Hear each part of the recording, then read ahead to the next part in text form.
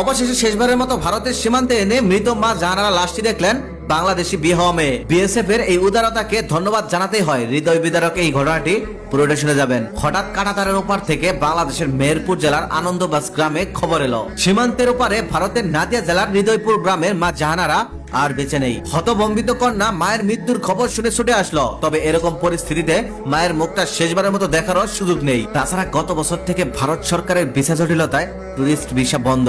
উপায় না দেখে জাহানারা বেগমের মেয়ের জামাই ও তার পরিবার যোগাযোগ করলেন বাংলাদেশ সীমান্ত রক্ষী বিজিবি বাহিনী, বর্ডার গার্ড বাংলাদেশের সাথে চুয়াডাঙ্গা ব্যাটালিয়ন ৬ বিজিবি এর সাথে। সমাধিস্থ হওয়ার আগে বাংলাদেশে বিয়ে হওয়া কন্যা যেন তার মায়ের মুখটা শেষবারের মতো একটাবার দেখতে পারে, সেই ইচ্ছেকে সর্বোচ্চ সম্মান জানিয়ে বিজেপি ভারতীয় সীমান্ত রক্ষী বাহিনী বিএসএফ এর সাথে যোগাযোগ করেন। বিএসএফ এই মানবিক আবেদনে সাড়া দিয়ে সীমান্তের মধ্যেই মা জাহানারা বেগমের লাশ মেয়েকে দেখার সুযোগ করে দেন। মেয়ে সহ জাহানারা বেগমের নাতি দেখার সুযোগ করে দেন। দুই দেশের মধ্যে ভিসা জটিলতা থাকার পরেও বিএসএফ এর এই উদ্যোগকে আপনি কিভাবে দেখছেন? অবশ্যই কিন্তু ভিডিওটি সবাইকে দেখার জন্য শেয়ার করে দিবেন।